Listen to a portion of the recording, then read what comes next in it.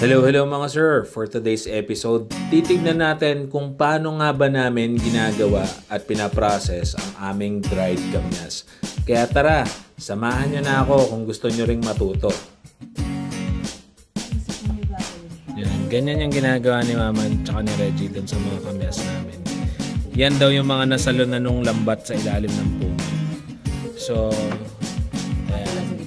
Ganyan yung itsura niya. Tapos tinatanggal na nila ng dumi-dumi tsaka yung mga nasa gilid. Kasi nugasan din. Yung mga dahon eh. Nugasan ulit. Si Papa pati asungot. Ito oh. Ba't naman pati mga sungot? So pagka ano niya, medyo labor intensive siya, no? Oh, tapos pagka nahiwa-hiwa mo na siya, ganyan na. Tapos saka natin ibinibilad na ma. Hugasan pa. Hugasan pa ulit. Tapos saka namin ibibilad. So ngayon naintindihan niyo na kung bakit mahal ang ang sun-dried kamyas, kasi pipitasin, gaganyanin, huhugasan, hihiwain, ibibilad, tas hindi lang isang bilad 'yon. 'Di ba? Tagal na bilaran 'yon. Papakita namin sa inyo yung bilaran namin. Kaka-harvest, no? Kasi inaakyat nila sa puno. 6 days na. Ayan. So ayan yun mga sir, ganyan yung ginagawa namin sa dried kamyas namin. Lalaki niya, no? Sipin nyo, ang lalaki niyan. Ito yung kamay ko. Kung hawakan mo, ayan o, ang laki. Pero nagsishrink siya kasi nga matubig. So kapag tinuyo mo siya, gagaan siya. Siguro ang ratio nito, if I'm not mistaken, mga anywhere from 15 to 20 kilos is to 1 kilo. So kailangan mo ng mga 15 kilos na fresh para maka 1 kilo ka na dried. Tapos ayan na nga yung yung kamyas tree namin. Tingnan niyo naman mga sir, hitik na hitik sa bunga. Sobrang dami. All organic yan. Wala kami nilalagay na fertilizers dyan. Ayan, tignan niyo naman. Matandang puno na kasi to. Kaya sobrang hitik siya magbunga. May net na siya. Kaya parang maitim dito sa part na yan and may net para hindi siya malalaglag. And nakakatawa dyan. Hanggang taas yan mga sir. Ayan o. Kung mapapansin nyo, hanggang taas siya. Ayan. Ang dami. So, ayun. Tapos marami pa kaming mga tanim na puno sa labas ng bakod namin kasi farm din namin yon. Tapos dito sa loob marami pa ulit kaming tanim. Kasi nga malakas yung demand ng dried kamyas namin. Ko yung yung nasa taas mga sir. Hindi ko ma-zoom kanina kasi naka-portrait video ako eh. Pero yan. Ayun oh. Ang dami, 'di ba? Hanggang dulo yan. Ayan, zoom natin pa. Ayan. So kaya may lambat na kami. Kasi nga ayan, nahuhulog na siya. Hindi naman namin maabot tsaka masukit. So yan lahat siya. Ang dami, 'di ba? Tapos yan yung lambat namin. Isang puno pa lang yan. Pakita ko sa inyo yung mga tanim naming iba. So yan, andito ako sa may likod ng bahay namin. Papakita ko sa inyo yung mga kamyas na tinanim namin. Kasi nga marami ring namatay nung bagyong Paeng. Although may mga punla naman kami na bago. Kaya napalitan namin. So ayan. Ayan mga sir, kung makikita nyo. Ayan, kamyas yan.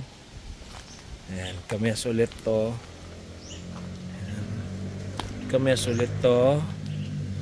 Ayan, kamyas ulit. Kamyas ulit. Kamyas ulit yan. Tapos dito tayo. Yung nasa loob pa lang ng bakuran to.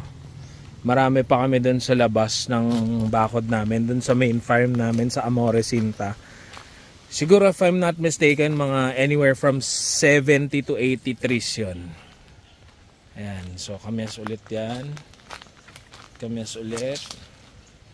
Isa pa. Tapos, ito yung mga medyo malalaki. Malalaki na. Ito kasi bago na yan. Pinalitan. Ayun yung mga namatay na mga sir. Ganyan na siya kalaki. Actually, yan. Noon na bagyong Paeng. So, itong mga bago na to, yan, mga bagong seed, mga bagong na yan. Mga bagong tanim na. Yan. So yan. Yan. Ito yung kasabayan ng mga hindi nalunod. Yan, ganyan na siya kalaki. O 'di ba? Kung hindi nalunod, ang laki na. Yan. So dapat yung hilerang yan, puro malalaki na yan. Kaya lang yun nga, nalunod sila. So yan, diba? Ang dami. Sa loob pa lang yan ng bakod namin. Ayan, may kamyas pa ulit dito. Ayan, kamyas pa ulit yan. Ayan, kamyas pa ulit yan. Kamyas. Kamyas. Kamyas. Kamyas. Ayan. So, ang dami, diba? Tapos, yun nga, dun sa labas ng farm, marami pa ulit. So, imagine pag nagsabay-sabay ang mamunga, diba? Eh, yung pinakita ko sa inyo kanina, isang matured na puno pa lang, ganun na siya magdami ng bunga. What more kung ganyan kadaming puno namin, diba? So, yung pinakita ko sa inyo kanina, ito yun. Pagkahiwa nila mama, dito na namin binibilad. Ayan yung bilara namin. Ayun yung blue ternate. Kung mapapansin nyo, sun-dried talaga yan. Ayan, kasi mataas naman yung araw namin. Ayan si mama. Oh. Lalagay mo na yung hiniwa mo dito, ma? Ipipilag ko mo. Ano ko muna? Papatuloy. Ayan, so ayan na siya. Ayan na. Ito kapag medyo bagong bilad pa lang, ito yung hinihiwa niya kanina dun sa video. Ayan. So ilalagay niya yan isa-isa dyan. Ayan, ganyan. Tapos ikakalat niya lang.